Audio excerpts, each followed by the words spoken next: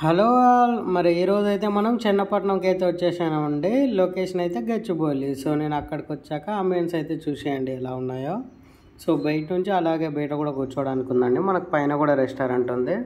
So అలాగే కింద నేను స్నాక్స్ టైంలో అయితే వెళ్ళాను. సో నేను ఈవినింగ్ కదా, కొంచెం ఈ చెన్న పునుగులు అని చాలా ట్రెండింగ్ అవుతుంది నెట్లో. సో సరే చూద్దాము ఎలా ఉంటాయని అయితే వెళ్ళాను.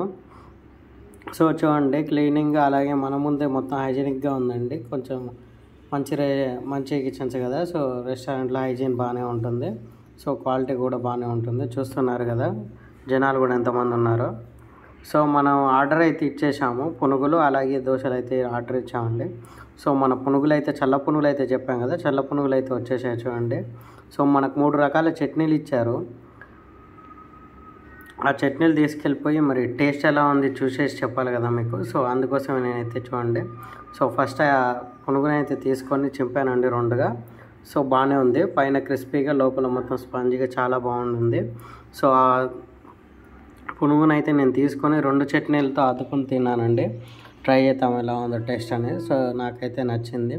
అలాగే కొందరికి తెలంగాణలో ఉండే వాళ్ళకైతే చల్ల పునుగులు వీడియోలు తీసినప్పుడు అయితే అర్థం కాకపోవచ్చు అండి.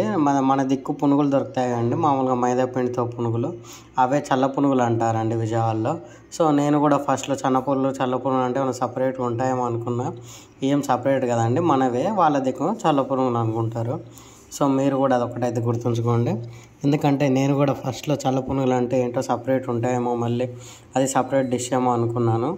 కానీ అలా ఏం లేదు. మొత్తం చల్ల పునుగులు మన పునుగులు మైదా పునుగులు ఉంటాయి కదా, మామూలుగా రవ్వ పిండితో కాకుండా మైదా పిండితో ఉంటాయి కదా, అవి అయితే అండి టేస్ట్ అయితే బాగుంది. సో మరి మనం దోశ కూడా చెప్పాం కదా, సో దోశ కూడా వచ్చేసి చూడండి. సో సేమ్ మనకి 3 చట్నీలు ఇచ్చారు, పల్లీ చట్నీ, గ్రీన్ చట్నీ, రెడ్ చట్నీ అండి. సో అల్లం చట్నీ అలాగే కొరియాండర్ చట్నీ. సో నేనైతే ఫస్ట్గా ఒక బైట్ అయితే మీతో పాటు నేను చేసి చెప్పేస్తాను. సో అలా దోశను అయితే చింపేశాను.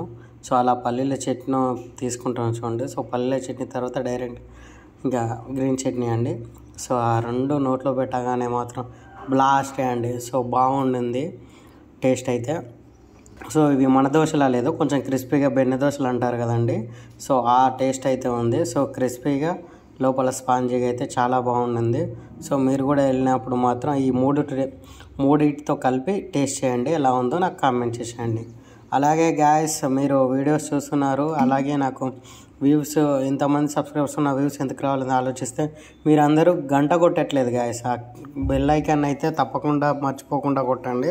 సో అప్పుడే మనం ఏం వీడియోలు అప్లోడ్ చేసినా డైరెక్ట్గా మీకు నోటిఫికేషన్స్ అయితే వచ్చేస్తాయి.